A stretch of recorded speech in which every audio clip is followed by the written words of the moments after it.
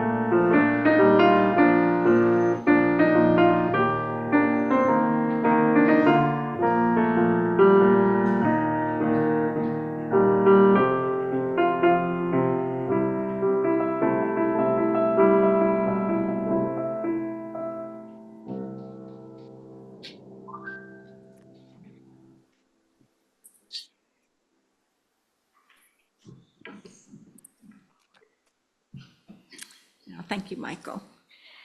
So good morning. Welcome, members, friends, and visitors to the Unitarian Universalists of the Chester River.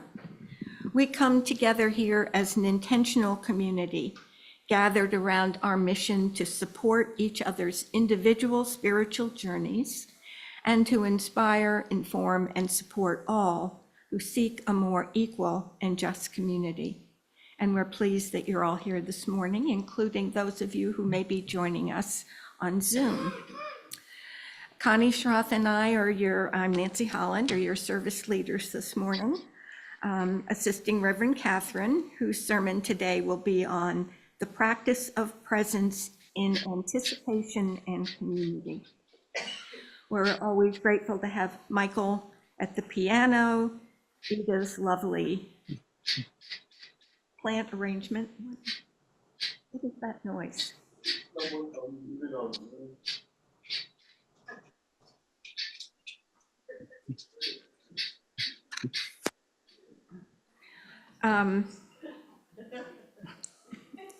Our John on our tech team this morning, Darlene, and all the volunteers as noted in your order of service who make this Sunday and every Sunday possible for us.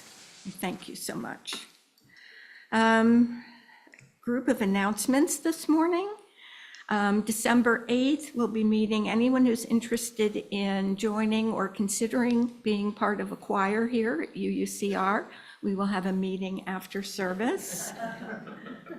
I hope a lot of you should stay. December 11th, it's a Wednesday at 3 p.m. here at the church at UUCR. We'll be holding a community weaving, a spirit for spirit, love, and companioning, sort of a witnessing program. There'll be some readings, there'll be time for silence, there'll be time and opportunity to share our feelings during this difficult period of time here. So we hope to see you December 11th at 3. And then our soup supper on the 13th. Tickets are still on sale. See Jane Hardy. That's at 5:30 on Friday, December 13th, right? And we also are in need of coffee hosts and greeters. And also just an announcement, please, if you need to use the building or schedule a meeting, please do check in with Darlene. Beginning this Sunday, the Kent County Band, high school band, is going to be rehearsing here from 12:30 to 3:30 from now until mid-February, getting ready for a big fundraiser, and Philip Dutton's helping them with that. So the building is being used more than sometimes, so please check on that if you need to use the building. And now I guess we can light the chalice. The words are in your order and service. This is from a reading, Suspended Between by Linda Barnes. We light this chalice, suspended between all that was and all that might be. We struggle to find this very moment, to live this very moment. Let us sit together for a moment and savor this moment. Let us relish this between time, where past meets future. Let us harbor a faith that reminds us that right now, right here is enough. And please rise in body or spirit as we sing Spirit of Life, number 123 in the gray hymnal.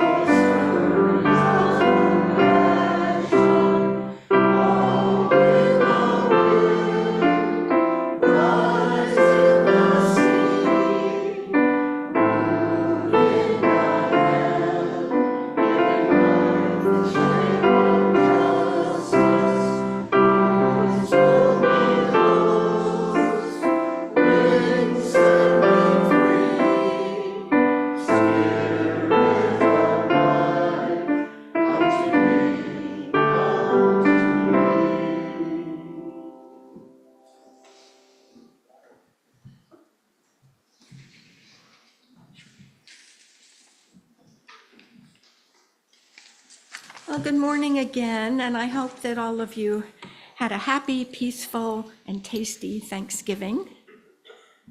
And here we are, December 1st, the first day of the last month of 2024. I really find that hard to believe. And today is also the official first day of Advent, that month-long period of waiting and anticipation leading up to Christmas. And while many of us as UUs may not accept all of the Christian symbolism of Advent, still I think it offers us the ability to enter this season to prepare ourselves for winter, for the darkness. It's a time that we can rest our minds and our bodies and our spirits, a time to renew and to focus on the values of Advent: hope, peace, joy, and love. Today, December 1st, is also World AIDS Day, a time to remember those who were lost or affected by the scourge of HIV. And the first person I ever met who had AIDS, I was a nurse working for a visiting nurse service in Manhattan, New York. was the early 80s, and I got a referral for a new patient in my area who had just been discharged from the hospital with a diagnosis of Kaposi sarcoma, which is a rare cancer almost only seen in patients with HIV infection. But that diagnosis was not on the referral. So I spoke with the discharge planner at the hospital, and she said, well, I can't tell you that it's privileged. I said, well, you tell us all the other diagnoses. Well, so it was a time, fairly early on in the epidemic when healthcare professionals, I think, were really having a struggle ethically between protecting the patient's privacy, and yet the healthcare workers having to deal with the people also needed to know how to protect themselves. So you kind of had to know the diagnosis. So anyway, I went in to see Mr. Davis. He was a light-skinned African-American man in his early 40s, living with his partner. He had been working in a fairly well-known artist supply store in Midtown Manhattan until he became too ill. He had developed this Kaposi sarcoma, had had a tumor removed from his back, and my job was to go in every other day and clean his wound and pack it and put a new dressing on. And I was scared to go in there. My supervisor and I, we went through all the protocols, the safety and the equipment and all that kind of thing, but it was scary. But I got in there, and Mr. Davis, I think, was more scared. At that time, again, early on, the Kaposi sarcoma and AIDS were pretty much a death sentence, and he knew that. I visited him over the period of several months. He was rehospitalized a number of times, had several setbacks, but eventually the wound healed, and I made my last visit to him. And he gave me a clock, a little small silver clock, and I said, no, I don't think I should take, gifts and whatever. And he said, no, please. He insisted I take it. He thanked me for the care I had given him and for not treating him like a pariah. I still have the clock, and every time I look at it or change the battery, I remember Mr. Davis.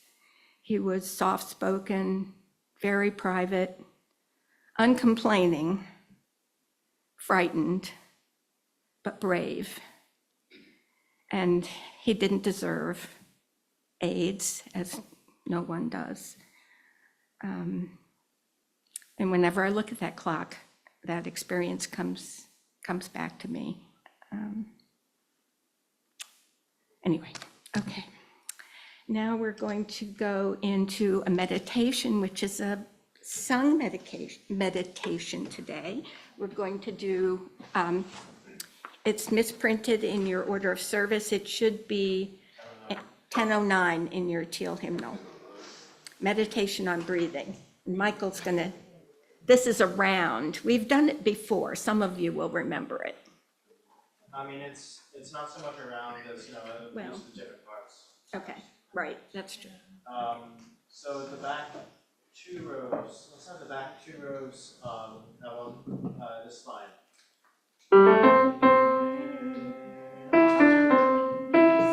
Breathe out, I breathe out love, I breathe in. I breathe in peace when I breathe out. I breathe out love. Yeah. Let's have the frontmost four rows in this on this side let's have them on the descant. So that's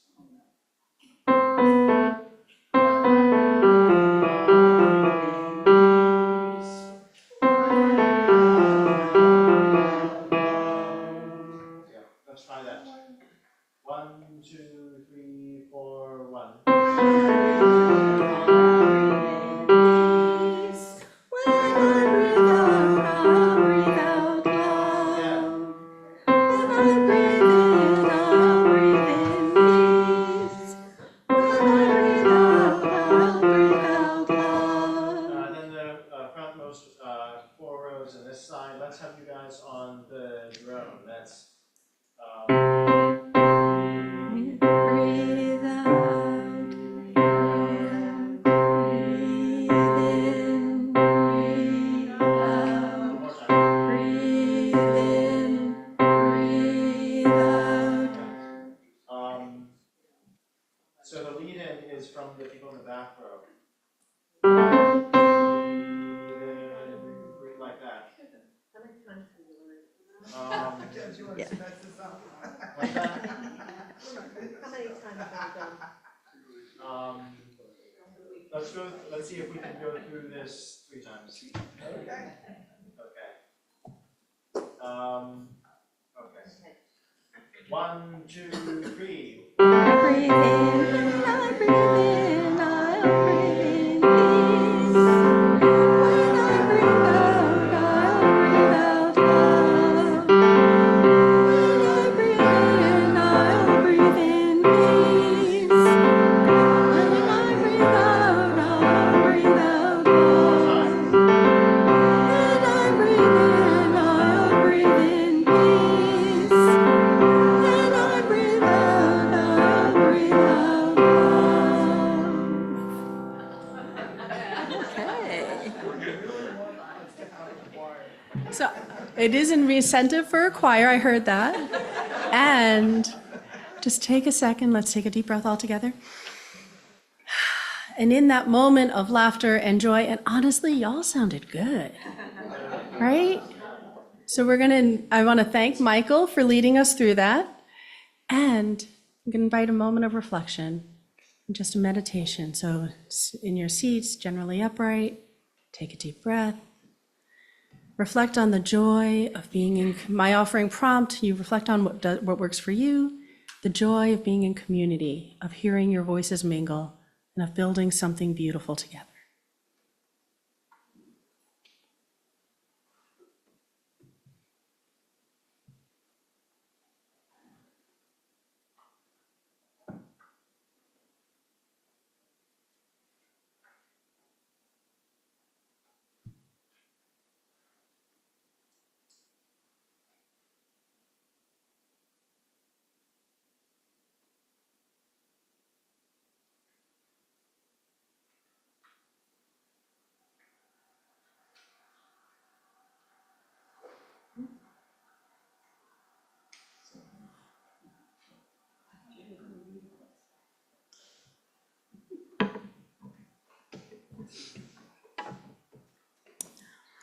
Okay, now it's time for acknowledgements of the heart. This is the special time we save for sharing what we hold deeply in our hearts, be they joys or worries. We may share them here. If you are joining us by Zoom this morning, please raise your hand or unmute to share what's in your heart. Those of you here in person, please come to the microphone and I will light the candle for you. I will light the first candle for all those dealing with war, natural disaster, and the ongoing injustices in the world. For the joys and concerns shared today, let's get started.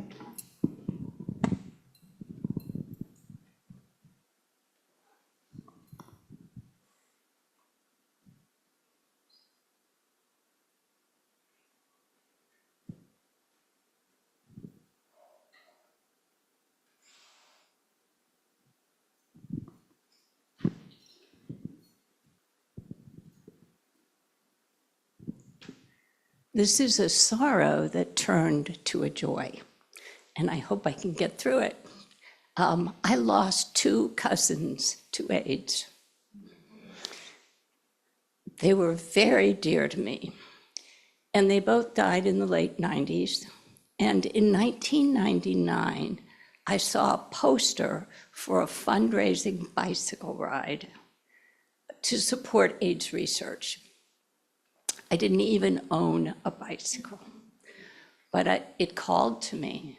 And so I bought a bicycle and I started training, and I was very proud of myself when I could do 12 miles in a pretty hilly place.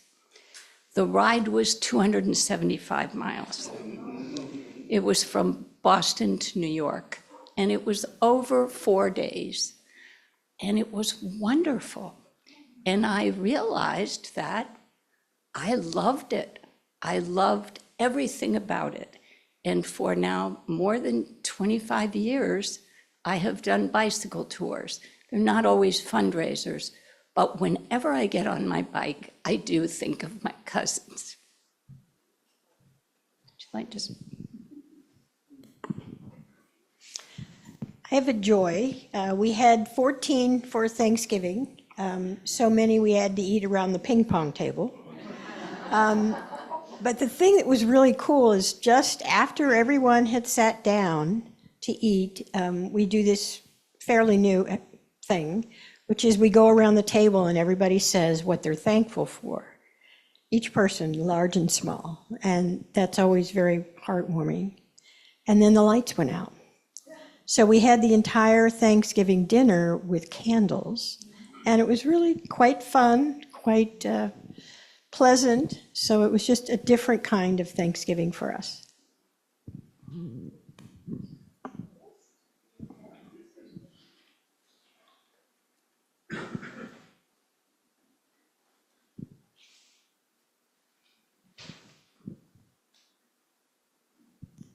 Well, for about the last month or month and a half, myself and several people in the neighborhood tried to catch a dog who was astray in the neighborhood, and somehow he managed to feed himself. He was pretty hungry, but every time we tried to catch him, he'd run off. So finally, about 2 weeks ago, I was able to get close enough to him to take some pictures, posted them on Facebook, and also reached out to our farmer neighbor, Mr. Reed. And he said, yeah, I've been trying to catch that dog for weeks. So he said he'll call the Humane Society, and they did. They put out a trap, and he immediately went in the trap. He was ready. He's now up for adoption. He's a gorgeous boxer, about a year old. It turns out he's fully trained. So if you're in the mood for a dog, he's a winner. You won't laugh. Thank you. Anyone else?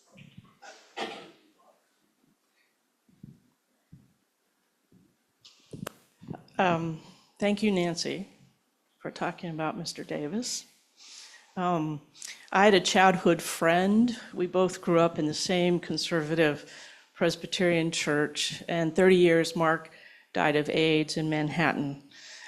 He was a writer, and he worked for Time magazine publications.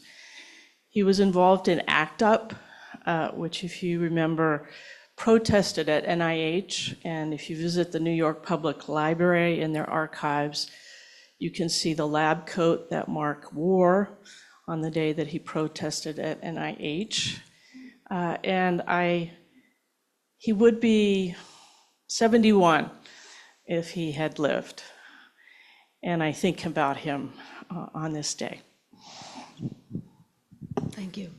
Anyone else?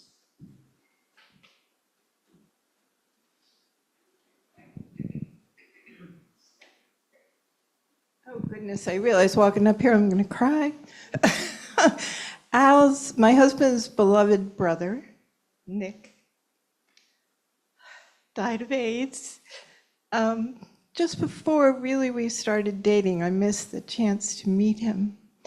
But his longtime partner, Steve, was HIV positive but lived and is still living, and became an ordained minister like you do over the internet.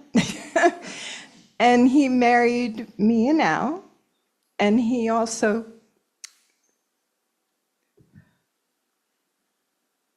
in April married our daughter to her husband.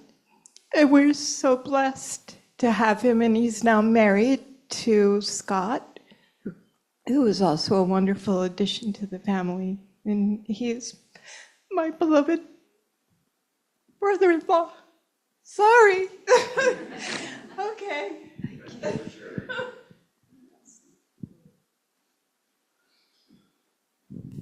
I'm certain many of you know Tom Anthony or knew Tom Anthony, and we all miss him. He was one of the most unique musicians I have ever met. He could play absolutely anything with a string, including a wash tub. He was really excellent. And today, from 3 to 6 p.m. is his celebration of life at the Mainstay, and it is open to all. It will be a concert-like experience. If you knew him, if you loved him, come remember him.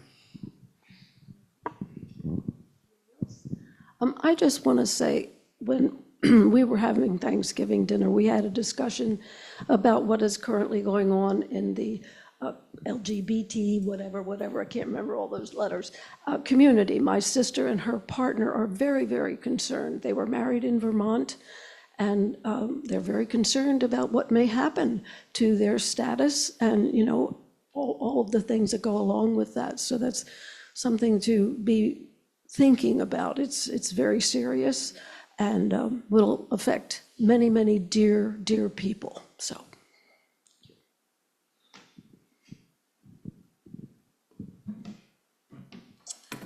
For the joys or concerns shared today, as well as those that remain in our hearts, let us take a moment of silence.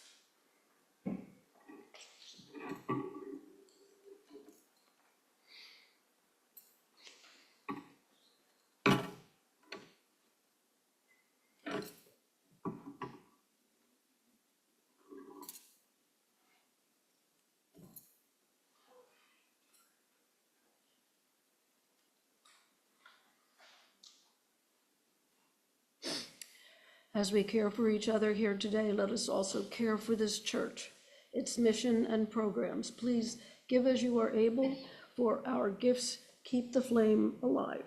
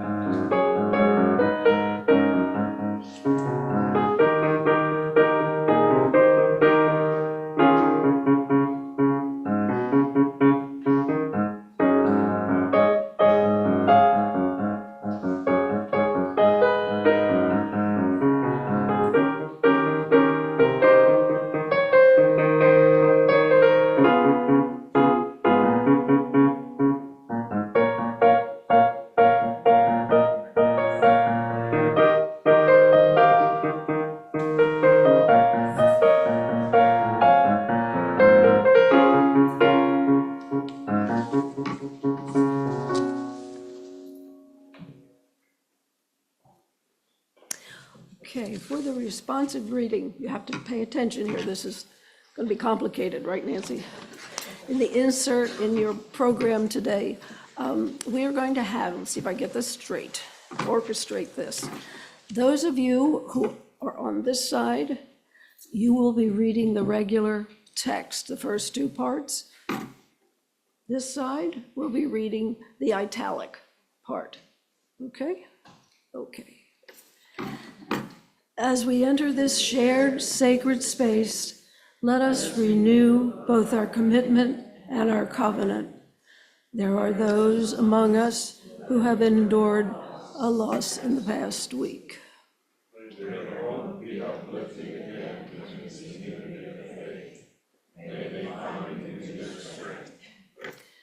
There are those among us who have wrestled with questions that seem to have no answer this past week.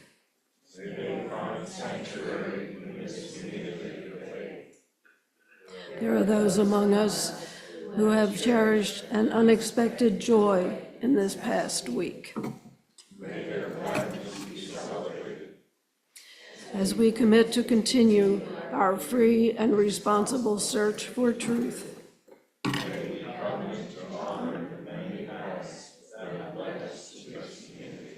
thank you.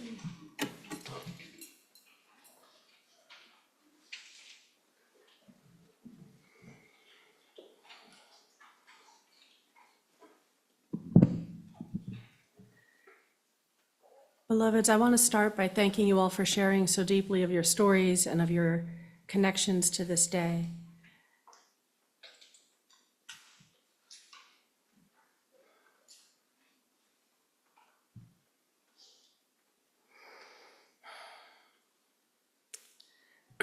This service is the start of our theme of presence, and the rituals of our weekly service call us to be present to this moment and invite us to bring all that we are and all the ways that those we have loved have touched our lives.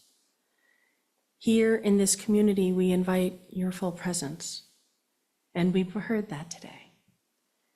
Thich Nhat Hanh offers that when you love someone, the best thing you can offer is your presence. How can you love if you are not there?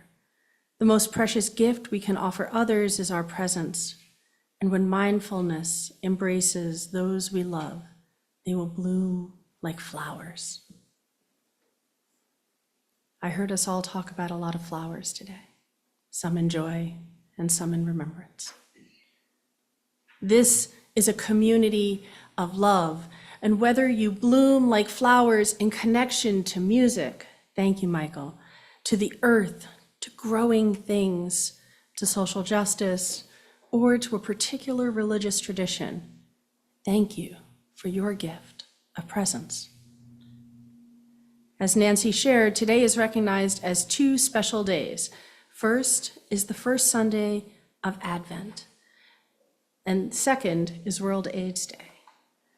Both offer insights to the power of presence in important and complementary ways.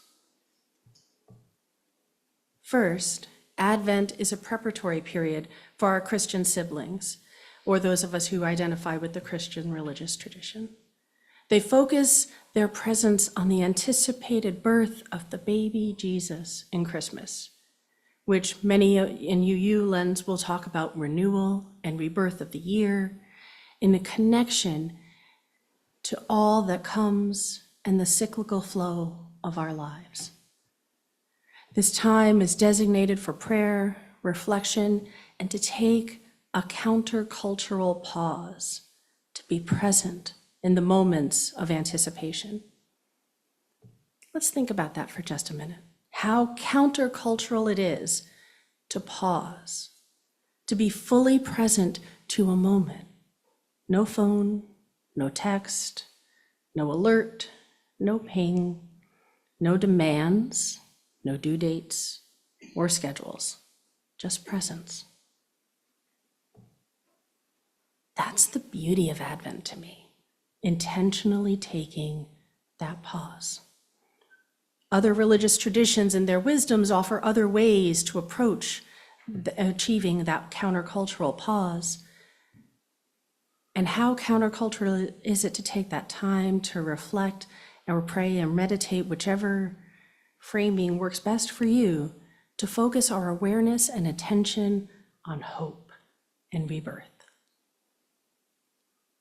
So Advent is traditionally celebrated with an Advent wreath, and I have to thank Nancy for building this absolutely beautiful wreath for us this morning. It's a ring of evergreen with 3 purple candles and 1 pink one to represent hope, love, joy, and peace.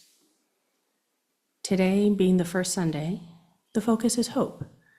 And we've talked about a lot of things that are going on, and I think hope is something we need right now, right? So I'm going to invite you to center your thoughts on hope for a second as I take a step and light our first candle of Advent.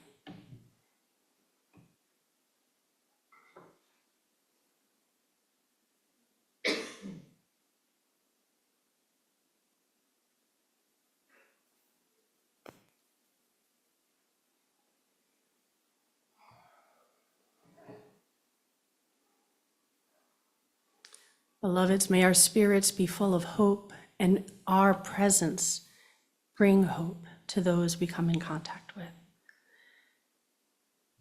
Being present to the full anticipation, being present to active hope, being present in fierce love, being present in the full joy that is our birthright, and being present to peace, a peace cultivated within and yearned for in our world.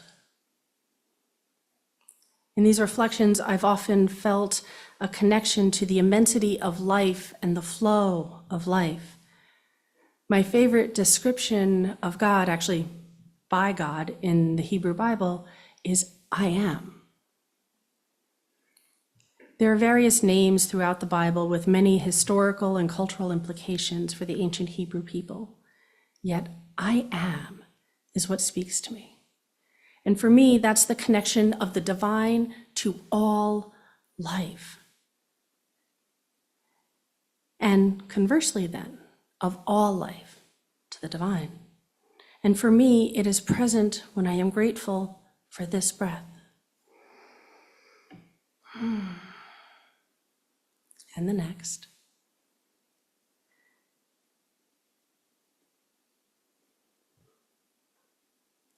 The divine as presence in all things, and when we connect to that spirit, we connect to the flow of life.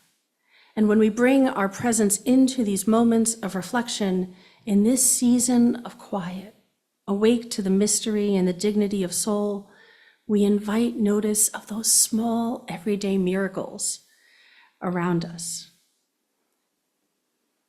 This is but one way that communities around the world celebrate the turning of the winter season. This season where we are suspended between what was and what may yet be. Today we are suspended between hope and rebirth and renewal. We'll gather on the eve of the eve to celebrate the promise of new life and honor everyone's radiant humanity. There I am.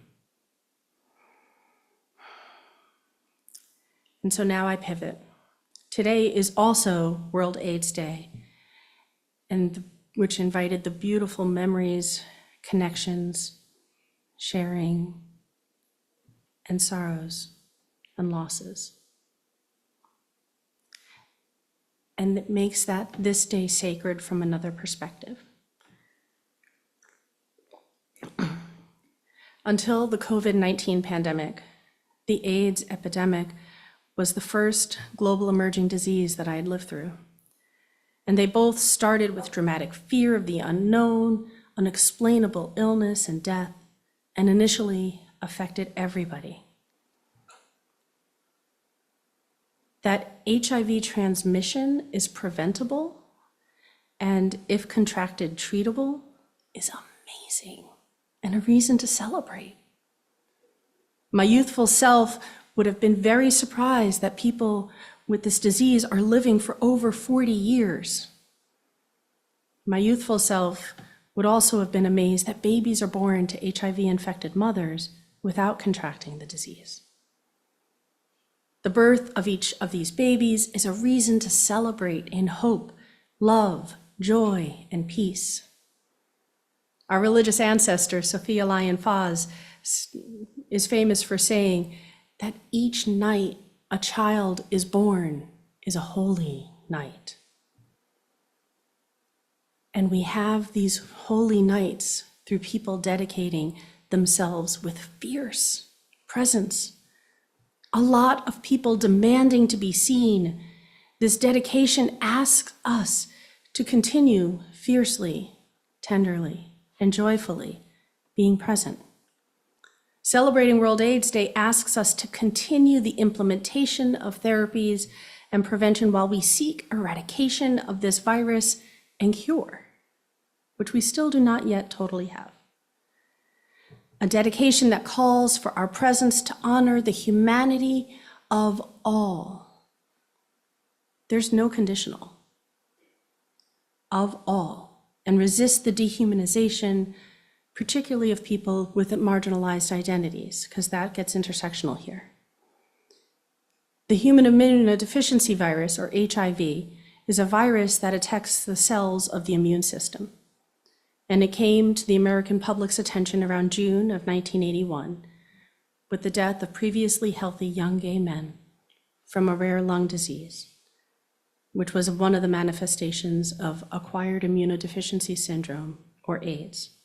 And by the end of the year, there were 337 cases reported in the US, and 103 of them had already died. The infection was initially a mystery and then a death sentence, as Nancy shared from the patient she cared for. Friends, as this spread, the uncertainty, the unknown, and fear spread with it. The fear was strong. People do not respond well in uncertain times, in fearful times. Activists like Larry Kramer started losing friends and demanded a seat at the table for how research was done and drugs were developed. Fierce presence, from founding the Gay Man's Crisis as a coalition to the AIDS Coalition to Unleash Power, or ACT UP, which we heard referenced earlier. To news articles titled, quote, "An open letter to Anthony Fauci, an incompetent idiot." Does anyone remember that? Right? It is not the most graceful or gracious title. And Anthony Fauci described his response as, "Wow, that got my attention." Larry Kramer had a fierce presence and was a complicated man. He had a clear role in history, and many people under 40 don't know who he is. Yet, those great man of history descriptions are always incomplete. We don't do this alone. There were thousands of protesters at ACT UP doing die-ins and protests in crowds where people would gather and lie down in large public areas with protest signs. These protests made it impossible not to see, impossible not to be present to how many people were dying and suffering, impossible not to connect to the suffering of other people. Good protests remind us of the suffering of those whose experiences may be different than our own. The presence of all those committed people made dramatic changes by demanding society be present to their suffering. Their actions resulted in centering resources and attention on AIDS and the epidemic. Treatments, prevention, cure, and eradication have all become possible. Larry Kramer was a powerful author, activist, and a beloved husband for Mr. David Webster. Community activism was a strong presence in the US and globally. There were no artificial divides. And in the 1990s, as treatments were introduced, most recently a regimen of PrEP, which changes the story because it can prevent infections for individuals at higher risk. That changes the needs from discovery to stigma and intersectionality and systemic barriers to care to access those beautiful treatments that we were protested for, that were sought, that are here, but the people who need them can't access them. And that is not okay. The need for presence is much more intersectional, and it's captured in the voices of those who are living with HIV. That presence is mirrored at the US Conference on HIV and AIDS, in this season that is suspended between the universal devastation that was and the future of a cure that may yet be possible. Today, we are suspended between. At the 2024 US Conference on AIDS was titled Southern Joy and brought the fierce presence of advocates who continue to pursue an end to the HIV epidemic. Southern Joy focuses and highlights the impacted communities and clustered their voices, needs, successes, challenges, and joy. Over years, the US Conference on AIDS has embraced all sorts of intersectional social categories: race, gender, housing, insecurity, sex work, resourced communities, stigma, religion, harm reduction, emotional health, and more. It's complicated.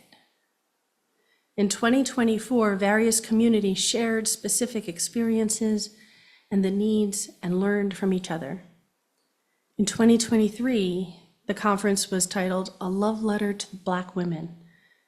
And it's important because Black women are 15 times more likely to contract HIV and 15 times more likely to die of AIDS than non-Hispanic white women. It's a powerful demonstration of the intersectionality. Black men are 6 times more likely to contract HIV than non-Hispanic white women.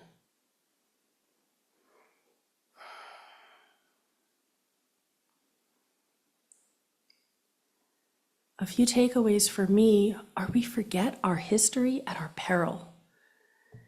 This epidemic showed the progression that the COVID-19 pandemic would follow 40 years later. We lived this twice in my lifetime. And as populated as this globe is, I can make you one promise, beloveds.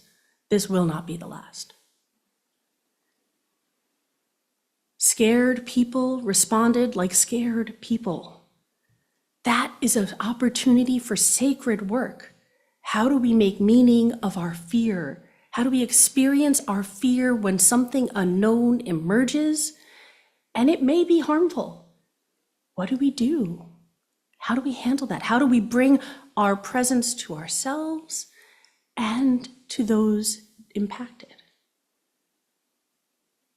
Amazing people are capable of amazing kindness and compassion, organizing, and are capable of changing the world. And people are poorly adapted to handle unknown and uncertainty, especially in isolation. Scapegoating is part of our culture and honestly our religious heritage. It's from a text in the Bible where once a year people would bring 2 goats to the temple and pour all their sins into one, and the other would be set free. And the one who received all their sins was then sacrificed, and that is where the term scapegoat comes from. So it is literally part of our culture and our religious tradition. And when we are afraid, it is very natural for us to tend to look for scapegoats, unless we have done our work and have built a better way to deal with our fear. Being present to ourselves in our fear tenderly and compassionately, inviting it to tell us what is so important, and take a powerful countercultural pause. Then we can respond from our power, our hope, our love, our joy, and build peace within and without. Respond rather than react. Second, comprehensive sexuality education is vital, healthy, and life-saving. As a faith tradition, Our Whole Lives is a phenomenal sexuality education system that honors the circles of sexualities through sensuality, intimacy, sexual and gender identity and expression, sexual health, reproduction, and sexualization. The circles of sexuality are centered around our values, and this education helps people live full, healthy lives. It's not only about reproduction. How many people do we know have trouble being intimate with people? Whether it's in a sexual relationship or not, intimacy is hard. It requires appropriate vulnerability and boundaries, and it's something we have to learn to do. And it's either modeled in our communities, and it's something we're taught, and it can be taught in other ways too. Third, as Martin Luther King Jr. preached, I can never be what I ought to be until you are what you ought to be. This is the way our world is made. No individual or nation can stand out boasting of being independent. We are interdependent. The I Am says we are interdependent because all life is I Am. Our interdependence is a fact, and presence to ourselves can help process fear and loss so we can live into our values. And presence for others can foster hope, love, joy, and peace. This Advent and World AIDS Day, may we offer our presence. Be here in love. May we embrace our care and attention and love to those in our lives and help them bloom like flowers in hope, love, joy, and peace.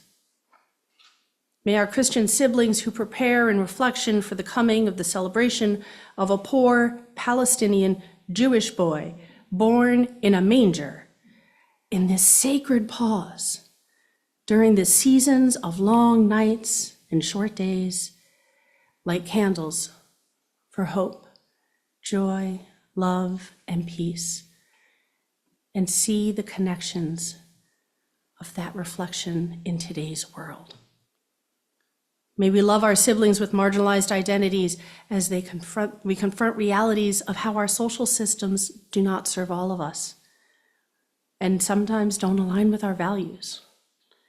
And when we bring our loving presence into interdependence, living the joy that is our birthright and telling powerful stories.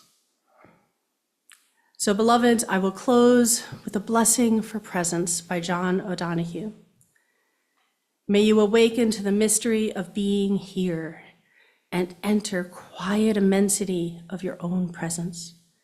May you have joy and peace in the temple of your senses, and may you respond to the call of your gift and find the courage to follow its path. May the warmth of your heart keep your presence aflame and anxiety never linger about you. May your outer dignity mirror an inner dignity of soul, and may you take time to celebrate the quiet miracles that seek no attention. May you experience each day as a sacred gift woven around a heart of wonder. Please rise in body or spirit and join us in singing hymn 1053, How Could Anyone?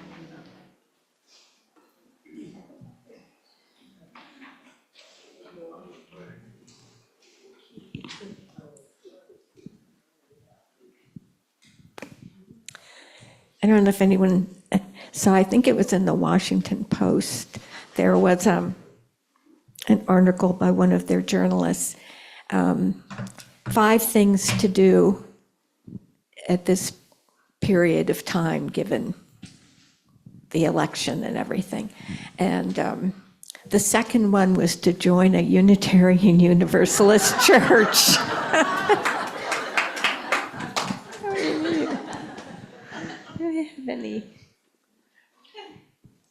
Anyone have thoughts, reflections, comments, questions?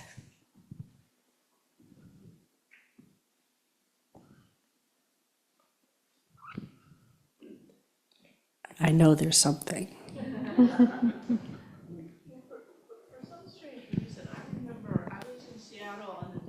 Kathy, 1 second, please. Let's wait for the mic so our Zoom. I remember the day I heard Magic Johnson had AIDS, and I was in Seattle, and I thought, that's it for him. And here he is. And hope is with regards to the fact that it is not a death sentence, you know, as was remarked earlier too in our sharing time. So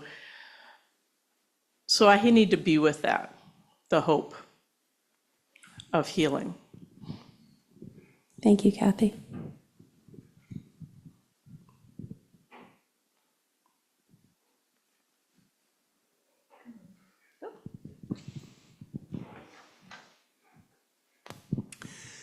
I just want to share, I think we all lived through it. We all remember what it was like. And to varying degrees, we had friends who had connections. I was struck by all of you who spoke today at the very, very close connections that so many of us had.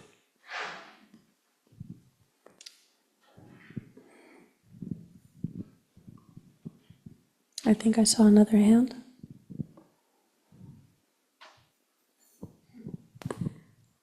I like the fact that AIDS Day, whatever it was called, is in the Advent season. I think there was a reason why it was chosen to be so. And it's appropriate, a time of hope, anticipation, and healing. So World AIDS Day is a charge for a cure, right? So it's the hope and, right?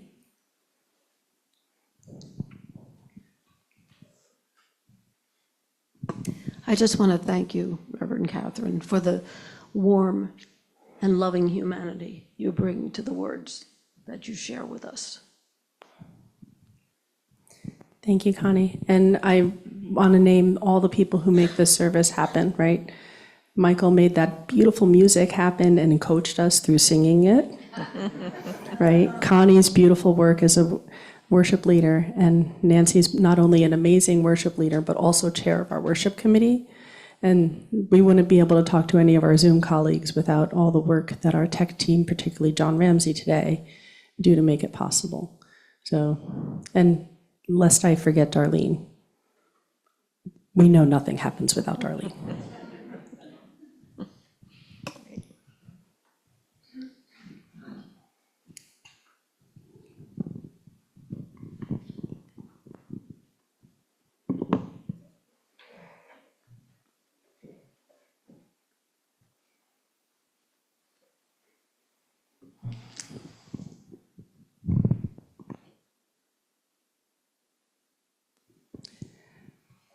So I'm going to invite us with our closing words.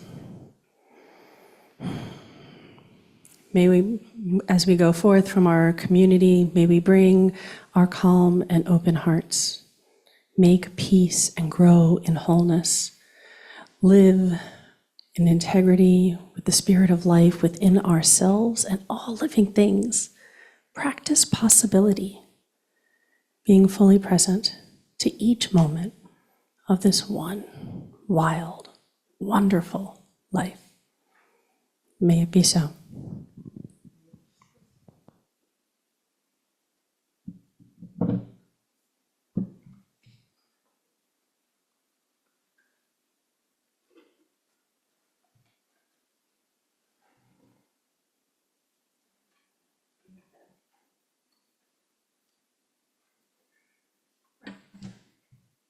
Our benediction, our sung benediction?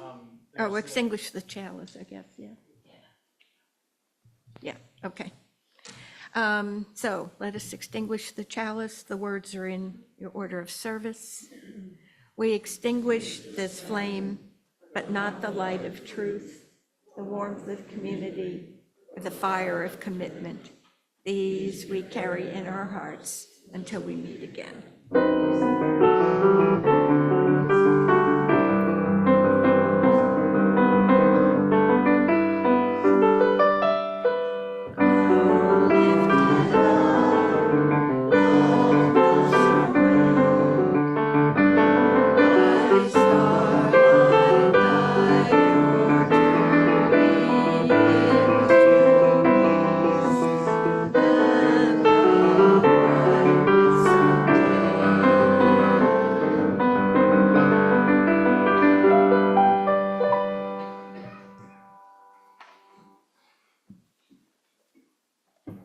This is Seasons of Love from the musical Rent.